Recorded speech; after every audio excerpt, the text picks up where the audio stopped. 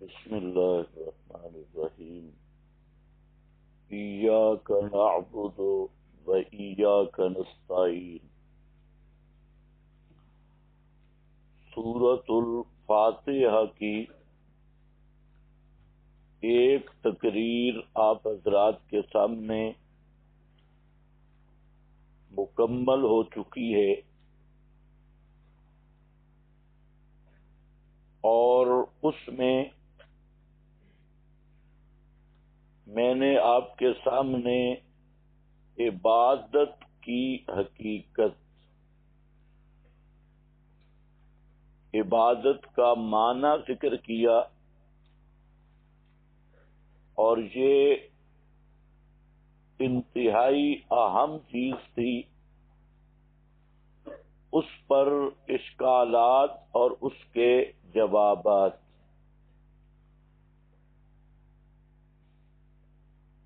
اس کے بعد میں نے ذکر کیا کہ یہ واو کون سا ہے، واو تفسیریہ یا عاطفہ۔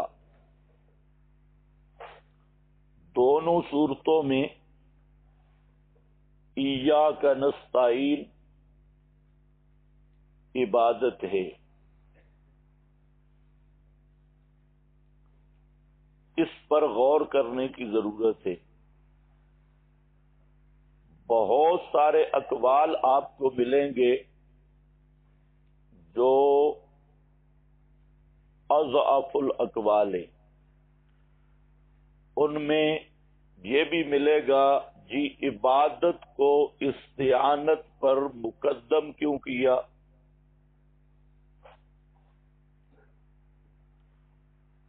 پھر اس کا جواب کئی دیے گئے جی عبادت وسیلہ ہے حاجت کا، تو بالکل عجیب بات ہے۔ کیوں عجیب بات ہے؟ یہ بات سمجھو کہ جب ایاک نستعین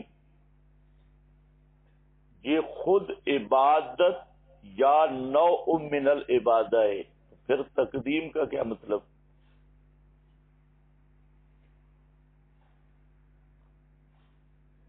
بات میری سمجھ آ رہی ہے؟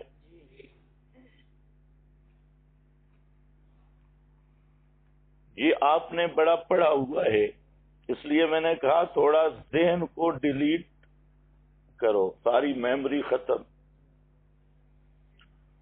کہ عبادت وسیلہ ہے حاجت کا۔ لیکن اگر غور کرو سمجھ آئے تو میں نے بتا دیا، واو تفسیریہ ہو تو ایاک نعبد و یعنی ایاک نستعین، اور اگر عاطفہ ہو تو عطف الخاص علی العام، تیری ہی عبادت کرتے ہیں، بالخصوص تجھ ہی سے مدد مانگتے ہیں، تجھ ہی کو مرادوں میں پکارتے ہیں۔ تو اب پھر کہہ رہا ہوں یہ سوال کہ عبادت کو استعانت پر مقدم کیوں کیا، اس سوال کا منشا یہی بنتا ہے کہ عبادت اور ہے اور استعانت اور ہے، حالانکہ یہ بات صحیح نہیں ہے، یہ بات ہی درست نہیں۔ پھر آگے جو نقطہ سنجیدہ ہیں کہ عبادت چونکہ وسیلہ ہے، استعانت چونکہ چنانچہ حاجت ہے، یہ ساری صدری نقطہ سنجیدہ ہیں، اس کی کوئی حیثیت نہیں۔ بعد میں جہاں پھر یہ بات چھیڑ دی ایاک نعبد، کہ یہ رفع عجب کے لیے کہا گیا ایاک نستعین، کہ ہم تیری ہی عبادت کرتے ہیں، اس میں تکبر عجب کی بو آ سکتی تھی کہ ہم بڑی چیز ہیں۔ اس عجب کو رفع کرنے کے لیے ایاک نستعین کہ تجھ ہی سے توفیق عبادت مانگتی ہیں، یہ بھی صوفیانہ گپ ہے، یہ قرآن کی تفسیر نہیں ہے۔ وجہ میں نے بتا دی ہے، کسی کو اگر سمجھ آئے وجہ میں نے ذکر کر دی کہ ایاک نستعین یہ اصل مقصود ہے، ایاک نعبد اور ایاک نستعین میں کوئی تغیر نہیں۔ تو جب تغیر ہی نہیں تو یہ نقطہ سنجی کہ رفع عجب کے لیے آیا ایاک نستعین، تو یہ صوفیانہ گپ ہے۔ تیسرا، بعض حضرات نے کہہ دیا ایاک کا جو اعادہ ہے ایاک نعبد و ایاک نستعین، دوبارہ ایاک کا اعادہ حصر کے لیے، تاکید حصر کے لیے، یہ بھی گپ شپ پہ۔ میں نے بتایا کہ ایاک نعبد و ایاک نستعین، ایاک کا اعادہ بیان استقلال کے لیے۔ کل بھی میں نے ذکر کیا تھا ایاک نعبد و نستعین، عبارت پوری ہے، لیکن ایاک نعبد و ایاک، یہ جو ایاک کا تکرار ہے یہ تاکید حصر کے لیے نہیں، بلکہ حصر تو پہلے موجود ہے ایاک میں، اور پھر ایاک میں بھی حصر ہے۔ تو مسئلہ ہے کہ ایاک کا اعادہ کیوں کیا؟ حصر تو دونوں جملوں میں ہے۔ تو میں نے بتایا کہ ایاک نعبد میں اگر ایاک نستعین کا اعادہ نہ ہوتا تو استعانت تابع ہو جاتی، حالانکہ اصل مقصود ہے، معطوف تابع ہوتا ہے معطوف نہ لے کے، لیکن جہاں جملہ ایاک کا اعادہ کر کے بتلایا کہ اصل مقصود عبادت ہے، اب استعانت ہے بالخصوص۔ اس کے علاوہ اگر یہ بات آپ کو سمجھ آئی تو اور بھی کئی صوفیانہ نکتے ہیں جو سب گپے ہیں، یہ تقدیم کیوں، وہ تقدیم کیوں۔ اس کے بعد ایاک نستعین میں شبہ تھا، اس کا میں نے جواب دیا کہ یہ حصر ہے، حالانکہ استعانت من الغیر متعدد نصوص سے ثابت ہے۔ من انصاری الی اللہ الی آخرہ،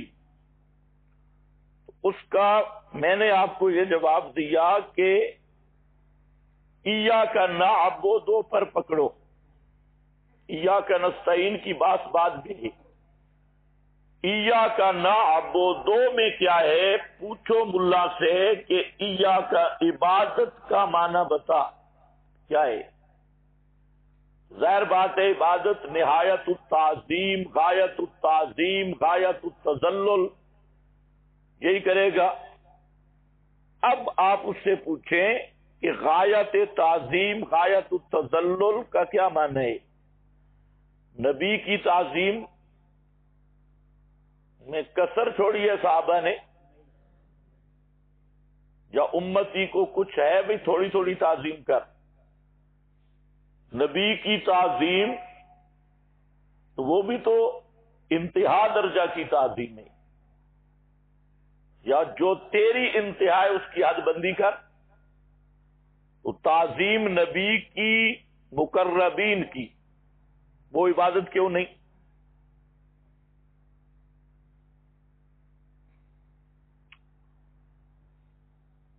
یہ جو ہے نا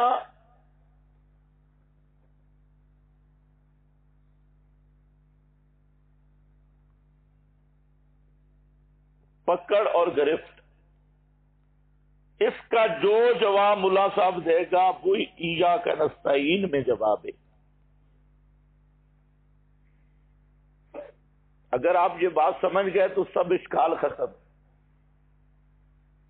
ظاہر بات ہے تعظیم یا تذلل کی پھر وہی تشریح ہوگی جو کل میں نے کر دی ہے کہ اصل بات کس پر ہے؟ عقیدہ پر.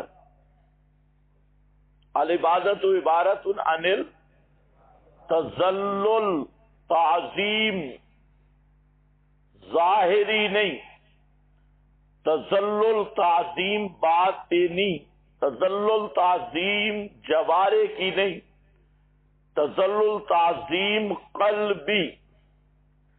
اور وہ کیا ہے؟ معبود کو غایت کمال میں ماننا، عابد کی طرف غایت تذلل، معبود کی طرف غایت کمال. اور غایت کمال کیا ہوگا؟ وہ میں نے بتایا کہ دو چیزیں، عدم الاحتیاج، الاحاطہ. اور اسی کو حافظ نے بیان کیا ہے، العبادت عبارت عن الاعتقاد بالشعور بان للمعبود سلطة غیبیۃ، اے علم والتصرف فوق الاسباب، فکل دعاء وثناء ونداء ينشأ من هذا الاعتقاد فہی العبادہ. اب عبادت میں کون سی تعظیم عبادت بنے گی؟ جو عقیدہ کمالات ما فوق الاسباب.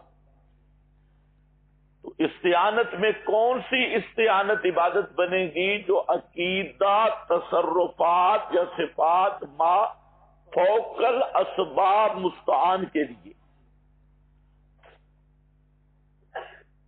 اب کوئی شخص کہے کہ نبی کی تعظیم نہیں کر سکتے یا نبی کی عبادت جائز ہے، کیوں؟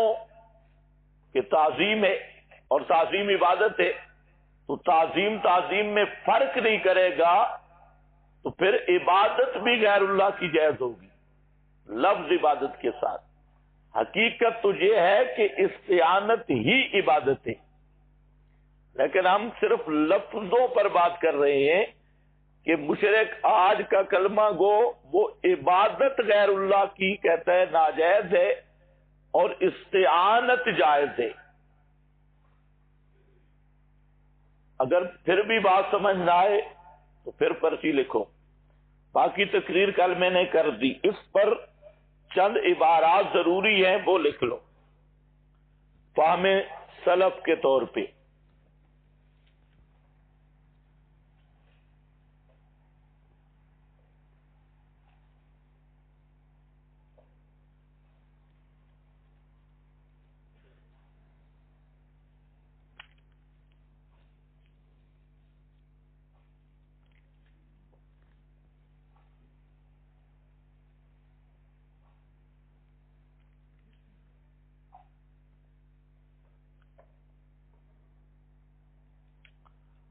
حکیم الامت حضرت شاہ ولی اللہ محدث دہلوی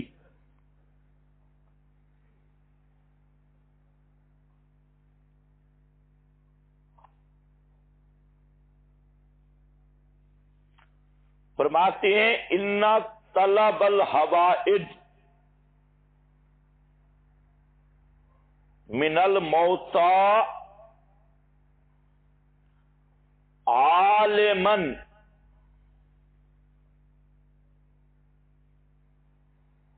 بأنه سبب لإنجائها کفر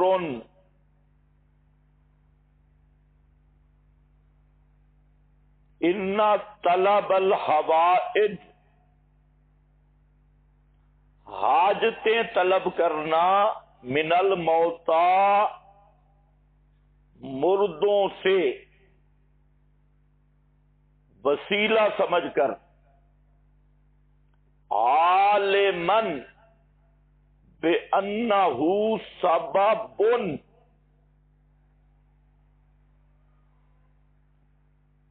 لِإِنْجَائِهَا، یہ عقیدہ رکھ کر کہ یہ وسیلہ ہے حاجت روائی کا.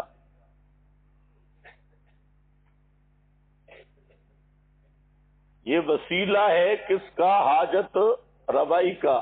کیا بنے گا؟ کفرون. صوفی سارے پڑھو کفرون. ہاں، یہ کیا ہے؟ کفر ہے. اب یہ شاہ ولی اللہ رحمہ اللہ، یہ تمام اکابر دیوبند کے بھی استاد ہیں. اکابرین دیوبند کی سند شاہ اسحاق سے. شاہ اسحاق شاگرد ہیں شاہ عبدالعزیز کے، اور شاہ عبدالعزیز شاگرد ہیں حضرت شاہ ولی اللہ کے، اور یہ احمد رضا خان کے بھی دادا استاد ہیں حضرت شاہ ولی اللہ، اور آل حدیث حضرات کے بھی دادا استاد ہیں. برے صغیر میں جتنے مسالک ہیں سب کی سندوں کا منتہا وہ حضرت شاہ ولی اللہ محدث دہلوی ہیں. اب بتاؤ اکابر فتویٰ لگا رہے ہیں یا نہیں؟ اور کس بات پہ فتویٰ ہے؟ وسیلے پہ. ان طلب الحوائج من الموتى عالما بانہ سبب لانجائها کفر. مردوں سے طلب انہیں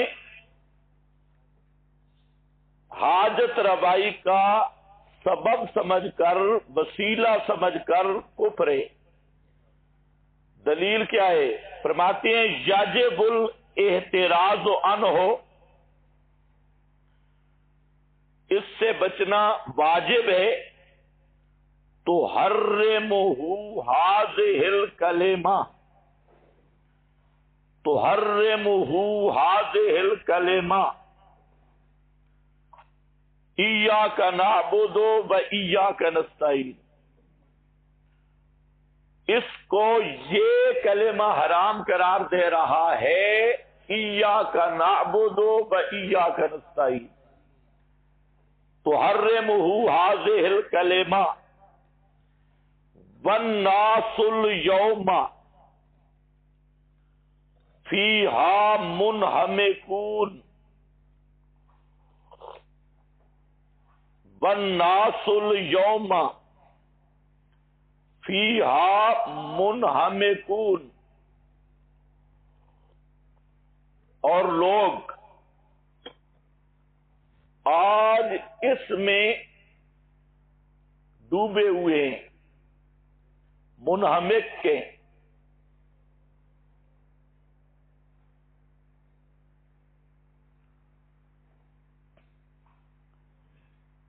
یہ خیر کثیر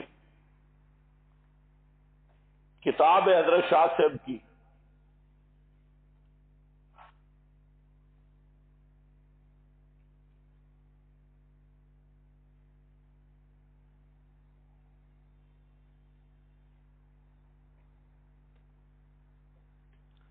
دوسری کتاب میں فرماتے ہیں کل من ذهب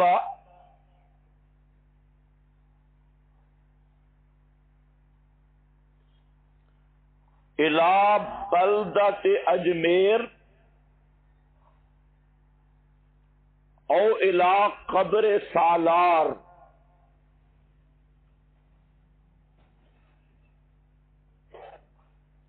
لاجل حاجتہ یطلبها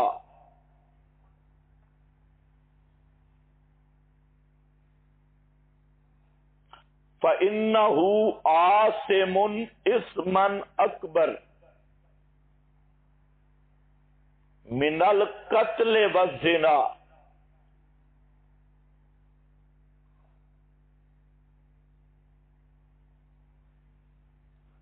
مثلہ من کان یدعو اللات والعزی. یہ عبارت ذرا سمجھنی بھی ہے. کل من ذهب الى بلدت اجمیر او الى قبر سالار. ہر وہ شخص جو اجمیر شریف جائے،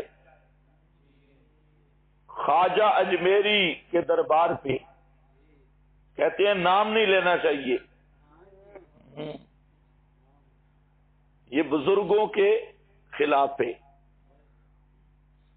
بلدت اجمیر او الی قبر سالار مسعود، یا سالار بابا کی قبر کی طرف جائے، لأجل حاجتہ یطلبها، اپنی حاجت کی وجہ سے اس سے طلب کرتا ہے، تو اس کا گناہ قتل اور زنا کے گناہ سے بدتر ہے. اور قتل اور زنا سے بڑا گناہ کیا ہے؟ شرک. قتل اور زنا سے اکبر ہے. وَمِثْلُهُ مَنْ كَانَ يَدْعُو اللَّاتَ وَالْعُزَّى، اور اس کی مثل ہے وہ شخص جو لات اور عزا کو پکارتا ہے. لات عزا کو. اب لگاؤ ذرا فتویٰ. اجمیر کی قبر پہ پکارنے والا، سالار مسعود کی قبر پہ جا کے پکارنے والا ایسا مشرک ہے جیسے لات اور عزا کو پکارنے والا ہے. لات اور عزا، لات عزا جانتے ہو؟ لات عزا کو پکارنے والا اس مشرک میں کوئی فرق نہیں. ہمیں کہتے ہیں بڑے متشدد ہیں. اب شاہ ولی اللہ کیا ہوگا؟ یہ فتویٰ لگا نہیں رہا، سنا رہا ہوں حضرت شاہ صاحب کا. یہ ہے تفہیمات، جلد 2 صفحہ 45. خیر کثیر کا صفحہ 1 تھا. اس پر بہت زیادہ عبارتیں ہیں.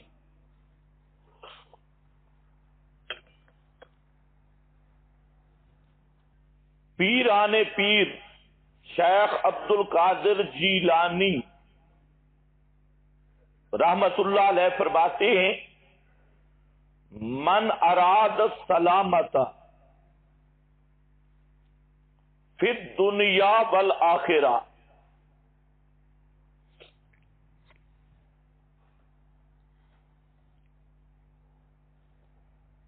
جو شخص دنیا اور آخرت کی سلامتی کا ارادہ کرے، دنیا آخرت میں سلامت رہوں، فعلیہ الصبر والرضا، بس اس پر لازم ہے صبر، مشکلات، مصائب، مخالفتوں میں صبر کرنا، والرضا، اور اللہ تعالی کی ہر قضا پہ راضی ہو. بترک الشکوہ، شکوہ چھوڑ دے.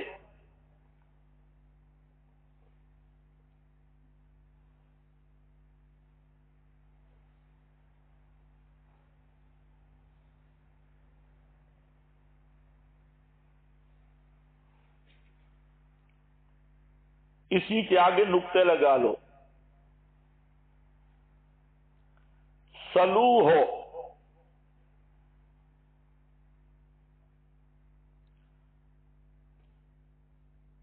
ولا تسألوا غیرہ، اللہ ہی سے مانگو، اس کے غیر سے مت مانگو. وَإِسْتَعِینُوا، وَلَا تَسْتَعِینُوا بغیر ہی،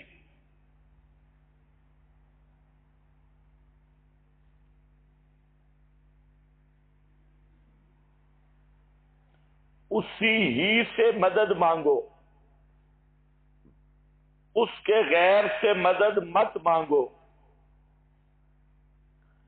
وَتَوَکَّلُوا عَلَیہ، اسی پر بھروسہ رکھو۔ وَلَا تَوَکَّلُوا عَلیٰ غَیرِہ،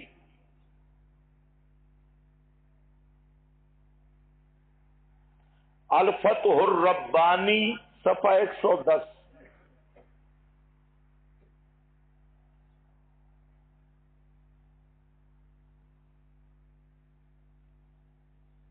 نیز فرماتے ہیں استغث بہ،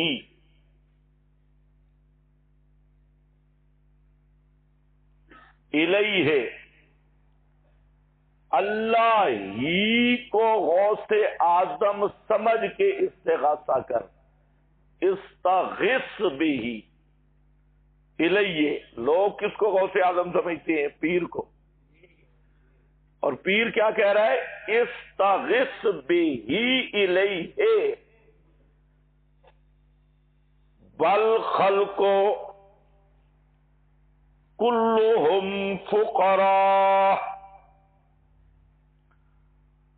مخلوق ساری فقیر ہے۔ فقراء، فقیر، مانگت، لا یملکون،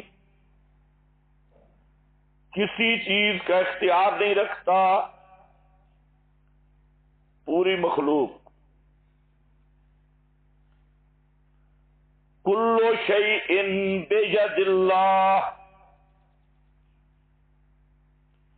فلا تطلب من غیرہ،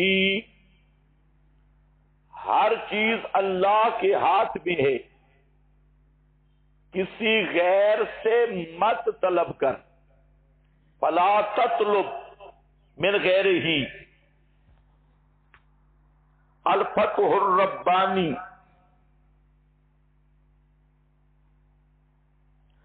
نیز فرماتے ہیں لا الہ الا اللہ کا معنی کرتے ہوئے، لا تخف احدا سوى اللہ ولا ترجو احدا سوى اللہ، اللہ کے سوا کسی سے نہ ڈر، اللہ کے سوا کسی سے امید نہ رکھ۔ وَوَكِّلِ الْحَوَائِجَ كُلَّهَا إِلَى اللَّهِ، اور سب کی سب حاجتیں، وَكِّلِ الْحَوَائِجَ كُلَّهَا، سپرد کر دے سب کی سب حاجتیں اللہ کی طرف۔ وَاطْلُبْهَا مِنْهُ،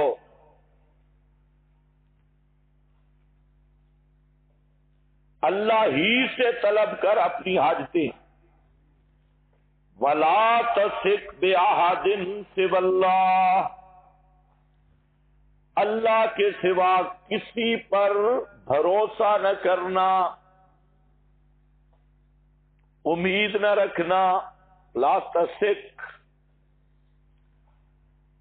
بِأَحَدٍ سِوَى اللَّهِ وَلَا تَعْتَمِدْ الا علیہ سبحانہ، اللہ کے سوا اعتماد کسی پہ نہ کرنا۔ التوحید التوحید التوحید التوحید، الزم التوحید، توحید کو لازم پکڑ، توحید کو لازم پکڑ۔ علیہ اجماع الکل، یہی سب کا اجماعی مسئلہ ہے۔ علیہ اجماع الکل، صفحہ 302۔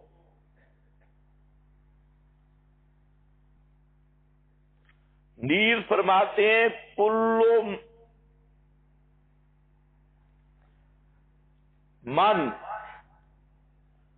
اعتمدت علیہ فہو الہک، ہر وہ ہستی جس پر تو نے اعتماد کر لیا، بھروسہ کر لیا، وہی تیرا الہ ہے، فہو الہک۔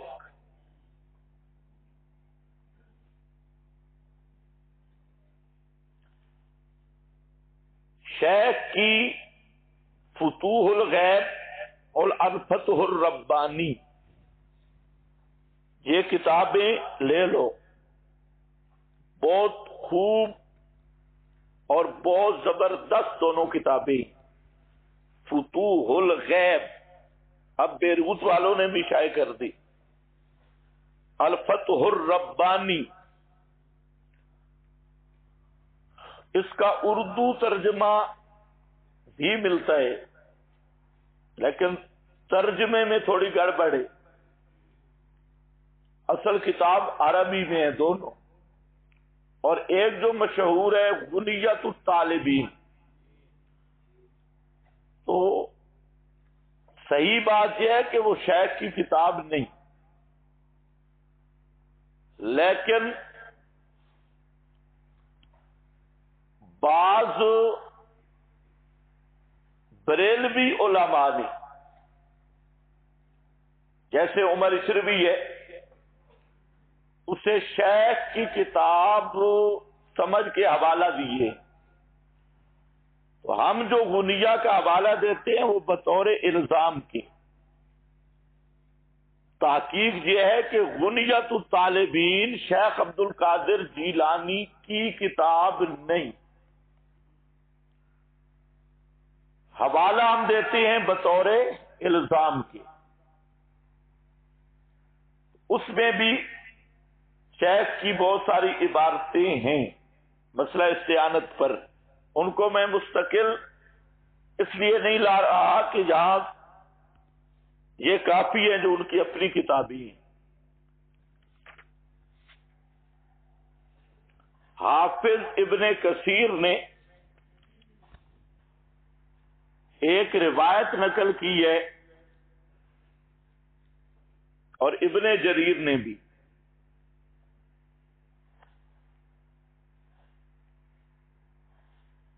قال رسول اللہ صلی اللہ علیہ وسلم من زعم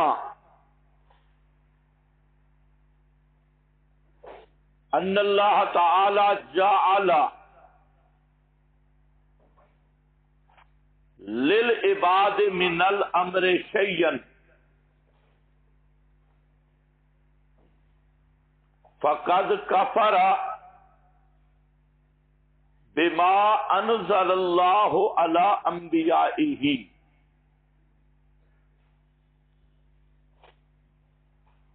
جس آدمی نے گمان کیا کہ اللہ تعالی نے جعل للعباد من الامر شیئا، کہ اللہ تعالی نے اپنے بندوں کو حاجت روائی کے اختیارات دے دیے، فقد کفر، تو اس نے کفر کیا، بما انزل اللہ علی انبیائہ، اس کا جو اللہ نے اپنے انبیاء پہ نازل کیا۔ ابن کثیر۔ شیخ عبد الحق دہلوی فرماتے ہیں لیس الفاعل والقادر والمتصرف الا ہو، نہیں ہے فاعل اور قادر اور متصرف الا ہو، وَأَوْلِيَاءُ اللَّهِ هُمُ الْفَانُونَ الْحَالِقُونَ اولیاء اللہ فانی ہے حال کے فی فعل ہی و قدرت ہی و سطوت ہی، ان کا اپنا کوئی اختیار نہیں، قدرت نہیں، تصرف نہیں۔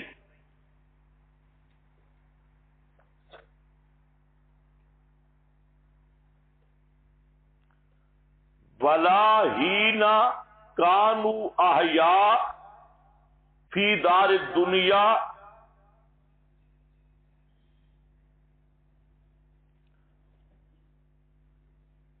دنیا میں بھی ان کا کوئی تصرف نہیں تھا، تو مرنے کے بعد کیا ہوگا؟ شرح مشکات۔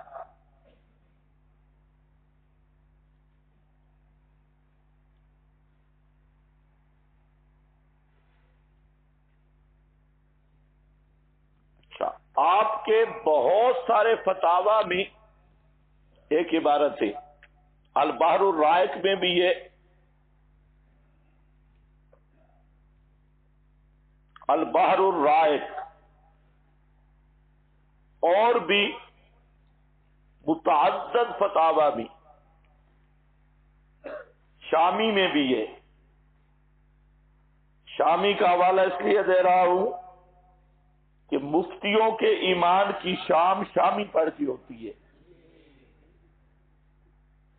شامی میں بھی ہے۔ عبارت یہ ہے، من ظن ان المیت یتصرف فی الامور دون اللہ،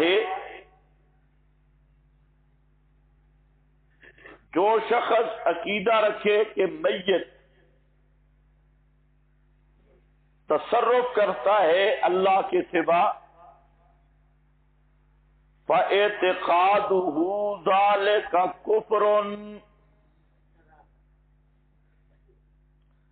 فَاعْتِقَادُهُ ذَلِكَ كُفْرٌ، اس کا یہ عقیدہ کفر ہے۔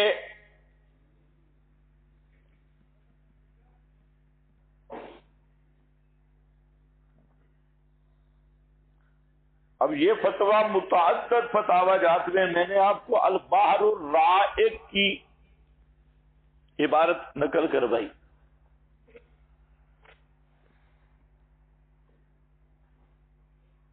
ایک عبارت حجت اللہ کی بھی لکھ لو، یہ لفظ ہوتا ہے حجت اللہ البالغہ، جس کو بزرگ پڑھتے ہیں حجت اللہ البالغہ، یہ حجت اللہ البالغہ ہے۔ دیکھو فرماتے ہیں وَمِنْهَا انہم کانوا یستعینون بغیر اللہ،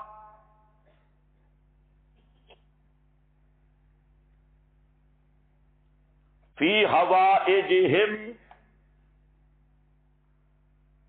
من شفاء المریض وغناء الفقیر،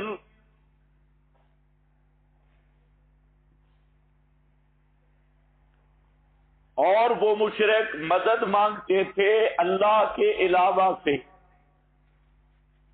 اپنی حاجتوں میں، من شفاء المریض وغناء الفقیر، مریض کی شفا، فقیر کے لیے غنا،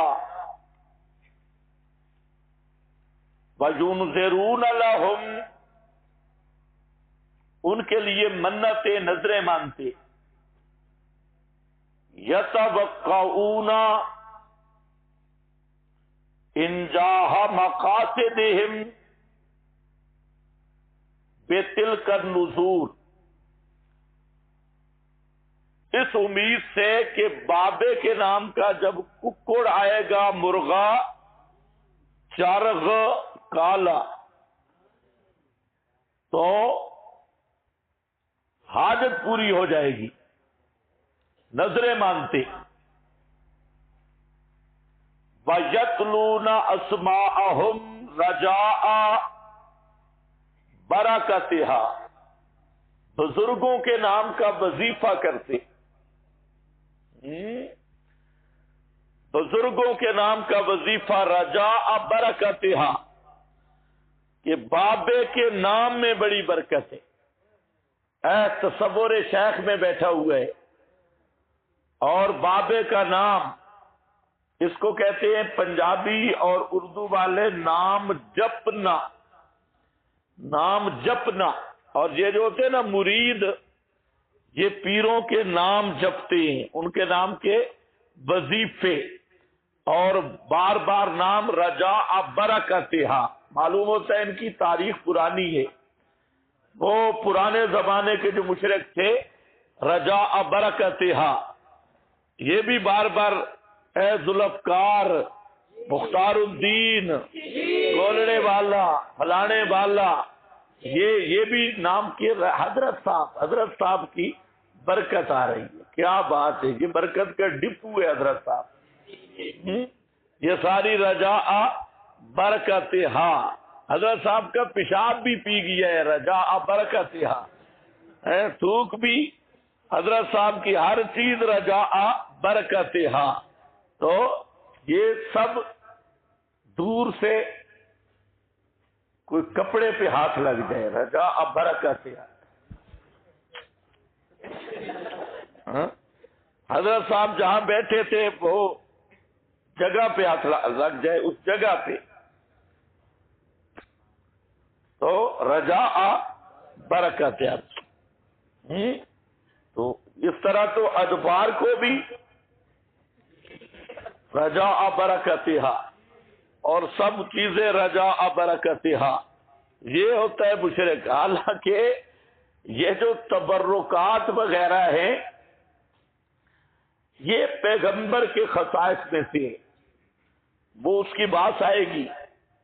یہ جن کو تم چوم چاٹ کے رجاء برکتہا، ان کا تو ایمان ہی قطعی نہیں ہے تمہارے نزدیک۔ ہمارے نزدیک تو یہ ہے ہی بے ایمان، تمہارے نزدیک بھی مظنون ہے۔ تو رجاء برکتہا، وہ بھی ان کے ناموں کو ذکر کرتے تھے۔ یتلون اصباءہم رجاء برکتہا، یہ کون کرتے تھے؟ مکہ والے مشرک۔ اب دیکھو شاہ صاحب کیا کہتی، فَأَوْجَبَ اللَّهُ تَعَالَى عَلَيْهِمْ،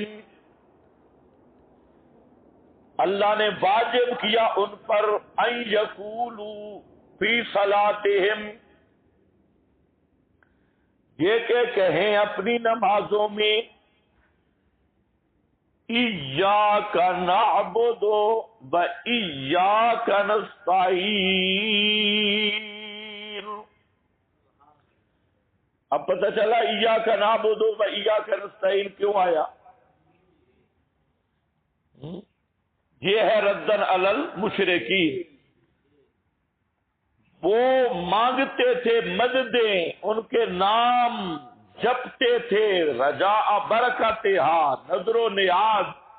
تو یہ جملہ اللہ نے ارشاد فرمایا، ایاک نعبد و ایاک نستعین۔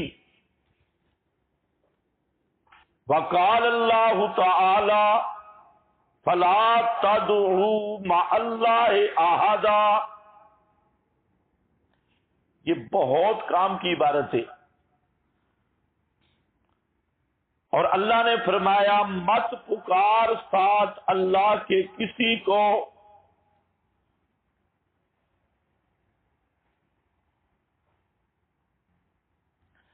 آگے کی عبارت ہے بڑی مذلت الاقدام، اسی لیے میں لایا ہوں۔ وَلَيْسَ الْمُرَادُ مِنَ الدُّعَاءِ الْعِبَادَةِ كما قال بعض المفسرین،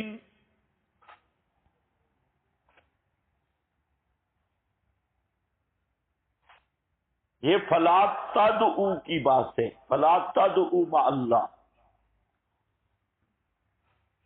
بل هو الاستعانۃ لقولہ تعالی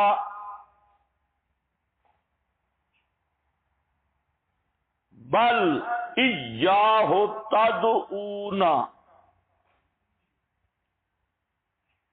فیکشف ما تدعون۔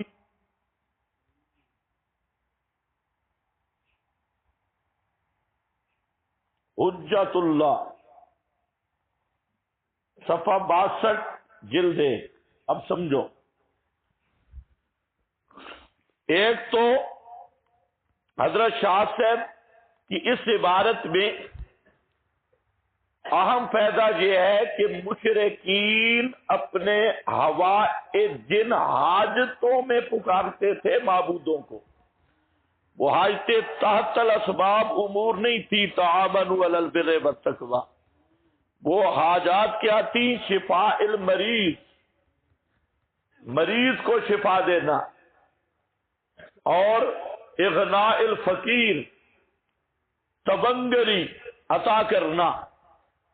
تو یعنی جن حاجتوں میں مشرک غیر اللہ کو پکارتے تھے ما فوق الاسباب امور میں، تو اس کی اصلاح کے لیے آیا ہے ایاک نستعین۔ تو متعین ہو گیا یہاں استعانت تحت الاسباب نہیں ہے، استعانت فوق الاسباب ہے۔ ایک دوسری ایک اہم بات شاہ صاحب نے اشارہ کیا، آپ کے بھی بہت سارے مولویوں کو سمجھ نہیں آئی، وہ تقریر غلط کرتی ہے۔ اور ذرا سمجھو، شاہ صاحب یہ جو اگلی عبارت ہے کہ لیس المراد من الدعاء العبادہ، یہ لگ رہی ہے فلا تدعو کے ساتھ، اور عموماً آپ نے جلالین وغیرہ جس نے پڑھی ہے اس نے دیکھا ہے کہ جہاں دعا یدعو آ جائے تو مفسرین وہاں عبادہ یا عبودو نکال لیتی۔ اس سے مشرک الیوم، آج کا مشرک یہ کہتے ہیں دیکھو جی غیر اللہ کی پکار منع نہیں ہے، غیر اللہ کی عبادت منع ہے۔ اس لیے یہاں پر تدعو یدعو، یدعونا تدعونا، اس میں کیا یعبدونا تعبدون۔ تو مفسرین کہتے ہیں کہ وہ غیر اللہ کی عبادت کرتے تھے، عبادت تو غیر اللہ کی شرک ہے، لیکن دعا پکار کی شرک نہیں ہے۔ کیا تین باتیں، یہ اعتراض ہے مشرکین کا۔ ایک حضرت شاہ صاحب جواب دے رہے ہیں، شاہ صاحب یہ کہہ رہے ہیں کہ فلا تدعو، جہاں جو دعا یدعو دعا کا مطلب عبادت نہیں، جو مشرک کہہ رہے ہیں کہ دعا مقابل ہے عبادت کے۔ مشرک کیا کہتے ہیں؟ سورو پکار اور ہے، عبادت اور ہے، گویا سورو پکار جو عبادت کے مد مقابل ہے۔ تو شاہ صاحب کہتے ہیں ایسی بات نہیں ہے، یہاں دعا سے مراد مقابل والی عبادت نہیں، بلکہ استعانت ہے، حاجتوں میں پکارنا ہے۔ آگے پھر شاہ صاحب نے اس کی تائید کے طور پہ آیت لکھی بل ایاہ تدعون، بلکہ اسی ہی کو ظلمات وغیرہ میں اسی ہی کو پکارتے ہو۔ یہاں کیا مراد ہے؟ فیکشف ایاہ تدعون، تو یہاں دعا پہ معنی حاجتوں اور مشکلات میں پکارنا، استعانت کرنا، اس کے علاوہ کوئی معنی بن ہی نہیں سکتا، یہ کہہ رہے ہیں حضرت شاہ صاحب۔ تو شاہ صاحب کا منشا مقصد کیا ہے؟ شاہ صاحب یہ کہنا چاہتے ہیں کہ یہ جو مشرک بہانہ کرتے ہیں کہ دعا پکار اور ہے اور عبادت اور ہے، عبادت سے منع کیا گیا غیر اللہ کی، لیکن دعا پکار یہ جائز ہے۔ اس بنیاد پہ جہاں پر بھی دعا کی بات آتی ہے تو وہ کہتے ہیں، مفسرین نے لکھا عبادت ہے، تو شاہ سے فرماتے ہیں کہ جہاں دعا سے مراد وہ عبادت نہیں جو مشرک گمان کر رہے ہیں، بلکہ جہاں دعا سے مراد استعانت ہے اور حاجات اور مشکلات میں پکارنا ہے. یہ جواب ہے تھوڑا سا مشکل. آسان جواب یہ ہے کہ ہم کہتے ہیں دعا دو قسم پر ہے، جیسے استعانت دو قسم پر ہے. ایک دعائے عادت ہے، ایک دعائے عبادت ہے. دعائے عادت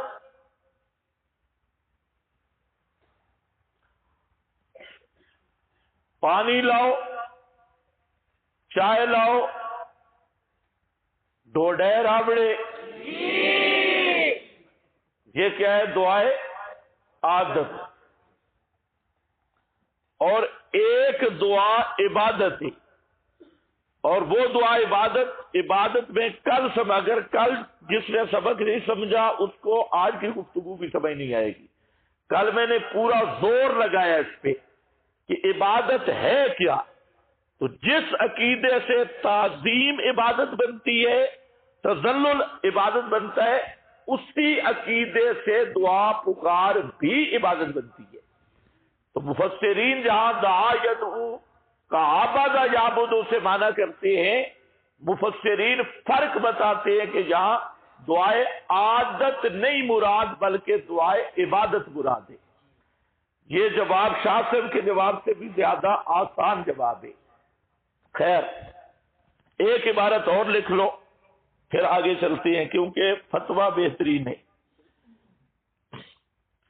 فرماتے ہیں وَكَفَّرَ اللَّهُ سُبْحَانَهُ وَتَعَالَى مشرکی مکہ بقولہم. وَكَفَّرَ اللَّهُ سُبْحَانَهُ، یہ عبارت مفتیان کرام کو بھی سنا دینا. کفر یکفر تکفیرا، تکفیر بڑی کرتے ہیں. کفر اللہ سبحانہ مشرکی مکہ بقولہم لرجل سخی کان یلط السویق للحجاج.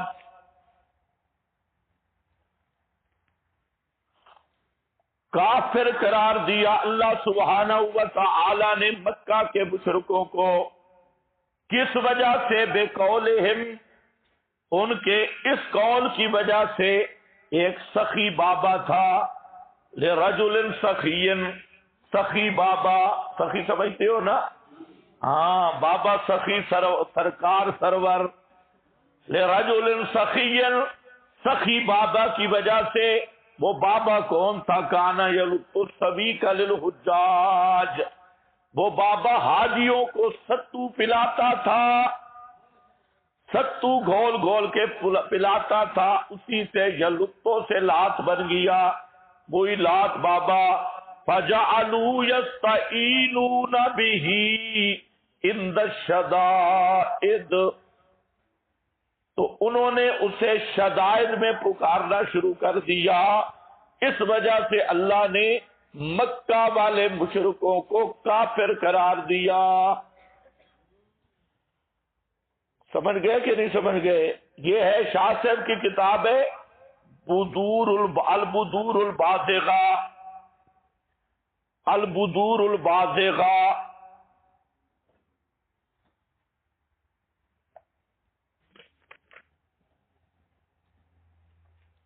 تو مکہ والے مشرک کیوں مشرک بنے بھائی؟ سخی بابا کو مشکلوں میں پکارتے تھے، اور آج کوئی پکارے تو وہ تو مسلمان ہوگا نا. کفر اللہ سبحانہ.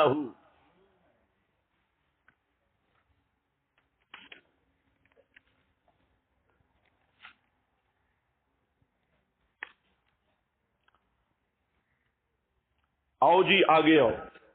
ایاک نعبد و ایاک نستعین. کل میں نے ذکر کیا تھا الصراط المستقیم. کچھ کو سمجھ آیا ہوگا، کچھ کو نہیں.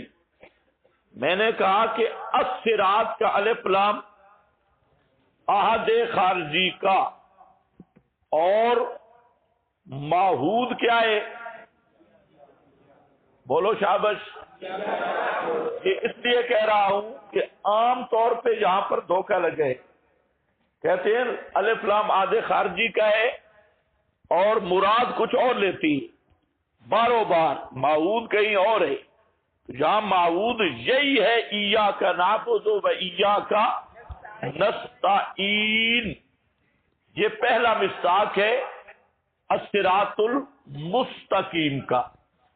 اس پر متعدد حوالہ جات ہیں کہ اس سے مراد کیا ہے. یہ سورہ یاسین نکالے آیت نمبر 111.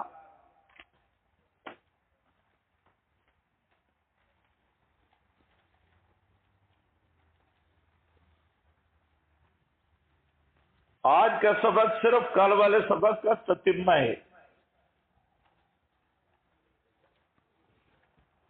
ان اعبدونی،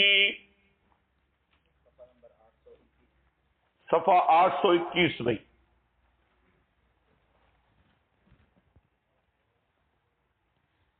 آگے تشریف رکھے نا، کل بھی میں نے آپ کو کہا ہے احد الیکم یا بنی آدم، کیا نہیں عہد لیا تھا ہم نے تم سے اے اور آدم کی اولاد. وہ عہد کیا تھا؟ اللہ تعبد الشیطان، شیطان کی عبادت نہ کرنا.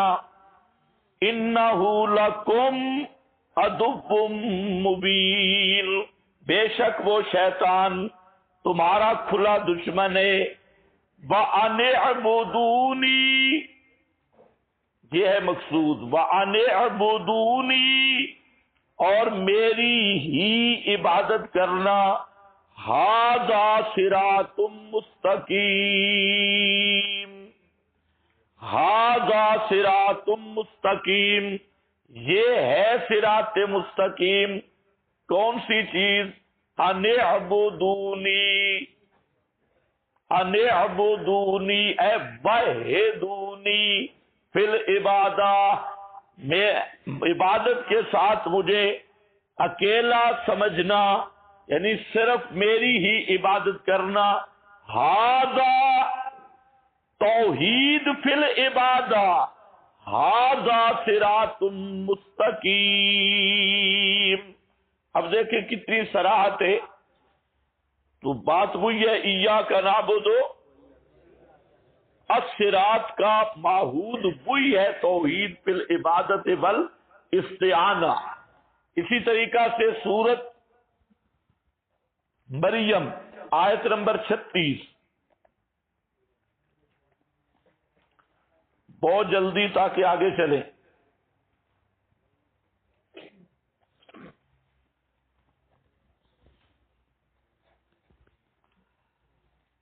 صفحہ نمبر 570. وَإِنَّ اللَّهَ رَبِّي وَرَبُّكُمْ، وَإِنَّ اللَّهَ رَبِّي وَرَبُّكُمْ، بے شک اللہ ہی میرا رب ہے اور تمہارا رب ہے. فَاعْبُدُوهُ، بس اسی ہی کی عبادت کرو. ھذا صراط مستقیم، یہی صراط مستقیم ہے. ھذا کا مشار الیہ اوپر لکھا ہے الذی ذکرتہ من التوحید، الذی ذکرتہ من التوحید فی العبادہ. یہ جو پہلے فاعبدوہ ہو، ھذا صراط مستقیم، تو یہ بھی واضح ہے. آگے سورت آل عمران، وہاں پر بھی یہی مضمون ہے بالکل. ان اللہ ربی فاعبدوہ ھذا صراط مستقیم، وہاں پر بھی بالکل یہی ہے. اب دیکھو یہ پہلا عنوان ہے کہ الصراط المستقیم سے مراد کیا ہے. اس کو ذہن میں رکھ لینا، آگے کچھ اور چیزیں ہم نے بیان کرنی ہے. نمبر 2، الصراط المستقیم کا مصداق القرآن، اہدنا الصراط المستقیم، اور اس پر قول ہے حضرت عبداللہ ابن مسعود رضی اللہ تعالیٰ عنہ، اور بھی حضرات ہیں۔ تو اہدنا الصراط المستقیم علوم القرآن، خود قرآن ہے صراط مستقیم۔ آپ ذرا حاشیہ بھی اپنے جو لکھا ہے اس کو بھی زیر نظر رکھیں۔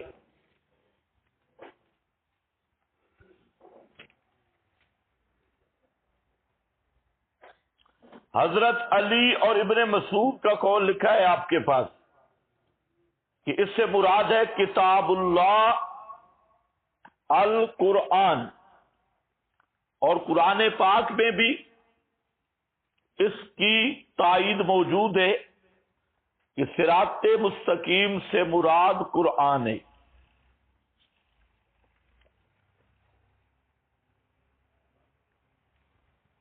سورۃ الانعام آیت نمبر 126۔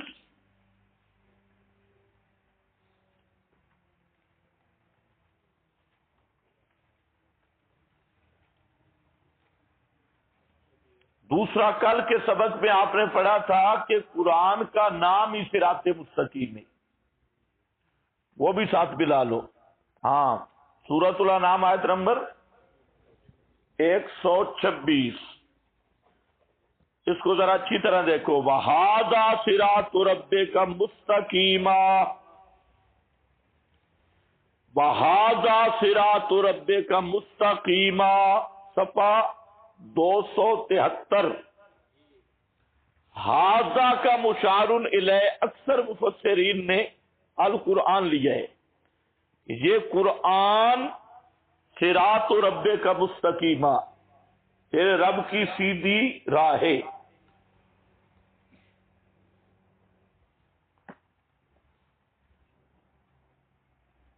اسی طرح انا ہذہ کل جو پڑھا تھا، قرآن کا نام کیا ہے؟ صراط مستقیم۔ دو، تیسرا، جہاں یہ ایک بات ذہن میں رکھ لیں جو نئے ساتھی آئے ہیں، ہمارا جہاں مقصد سب آیات جمع کرنا نہیں ہے، ہمارا مقصد صرف آپ کو عنوان دینا ہے۔ ایک عنوان آپ کو مل جائے، اس کے بعد آپ خود تدبر کر کے جو اس عنوان کی آتے ہیں ان کو جمع کرتے رہو۔ اتنا وقت نہیں، اگر ہم جہاں بیٹھ جائیں کہ رب کا لفظ کہاں کہاں آیا، کیا کیا ماننا، تو ہمارا مقصد ہی فوت ہو جائے گا۔ تو اس لیے ہم صرف عنوان دیں گے، آگے آپ خود محنت کریں، اور اس عنوان کے تحت یہ بھی میں اجرا کرا دوں گا، اور آپ کو یہ فرق بھی بتاؤں گا کہ ایتیں جمع کرنے میں کن کن چیزوں کا خیال رکھنا ہے۔ تو سب سے بڑی غلطی کرتے ہیں، تو یہاں پر دیکھو، پہلا عنوان التوحید الصراط المستقیم، دوسرا کیا ہے؟ القرآن، تیسرا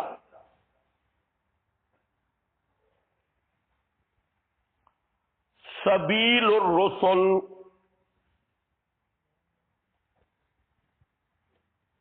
سبیل الرسل، اس پہ نشان بھی لگا لینا، سبیل الرسل۔ سورہ مریم آیت نمبر 43۔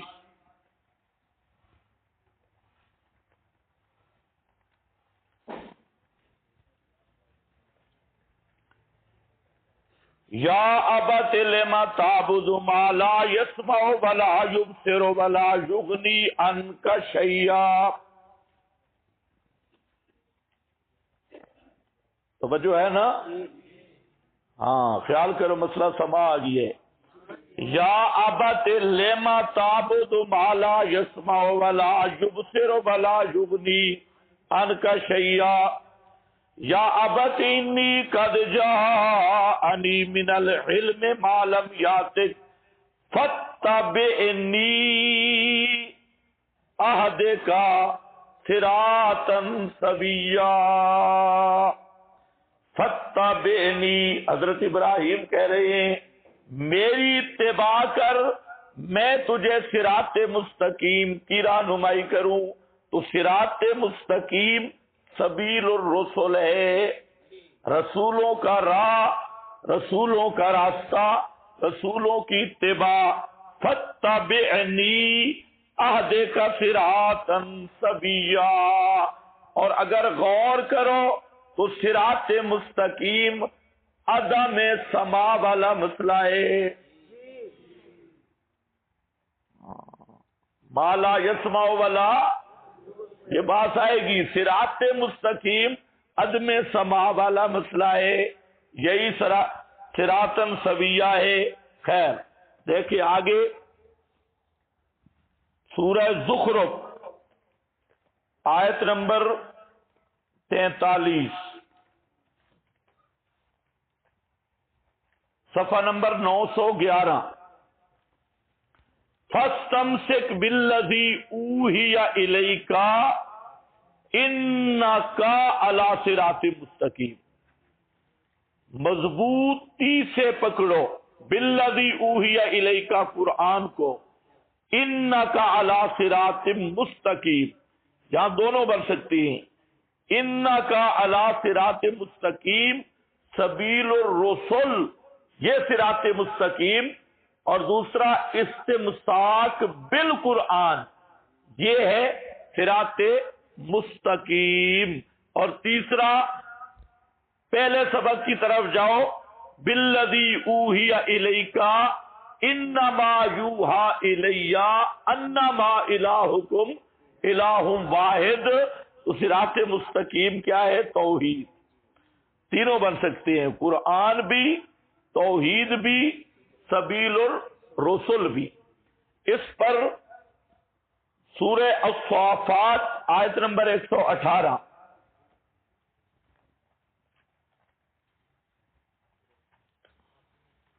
صفحہ نمبر 833، آیت 118، وَهَدَيْنَاهُمَا